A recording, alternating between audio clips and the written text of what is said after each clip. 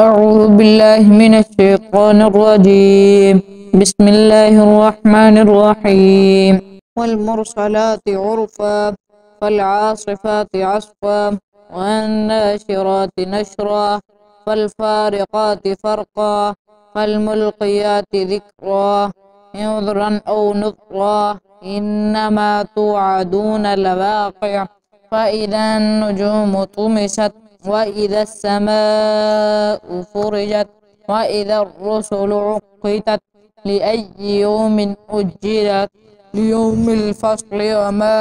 أدراك ما يوم الفصل ويل يومئذ للمكذبين ألم نهلك الأولين ثم نتبعهم الآخرين كذلك نفعل بالمجرمين ويل يومئذ للمكذبين ألم نخلقكم من ماء مهين وجعلناه في قرار مكين إلى قدر معلوم فقدرنا فنعم القادرون ويل يومئذ للمكذبين ألم نجعل الأرض كفاة أحياء وأمواتا وجعلنا فيها رواسي شامخات وأسقيناكم ماء فراتا ويل يومئذ للمكذبين انطلقوا إلى ما كنتم به تكذبون انطلقوا إلى ظل ذي ثلاث شعب لا ظليل ولا يغني من اللهب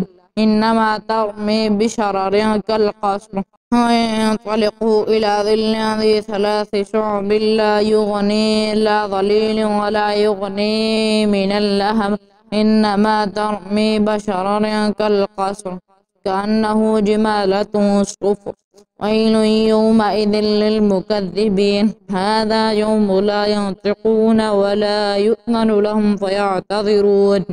ويل يومئذ للمكذبين هذا يوم الفصل جمعناكم والأولين فإن كان لكم كيد فكيدون ويل يومئذ للمكذبين إن المتقين في ضلال وعيون وفاكهة مما يشتهون كلوا واشربوا هنيئا بما كنتم تعملون إنا كذلك نجزي المحسنين ويل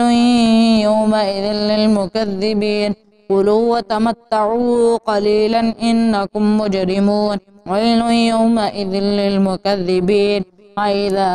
قيل لهم اركعوا لا يركعون ويل يومئذ للمكذبين فبأي حديث بعده يؤمنون صدق الله العظيم.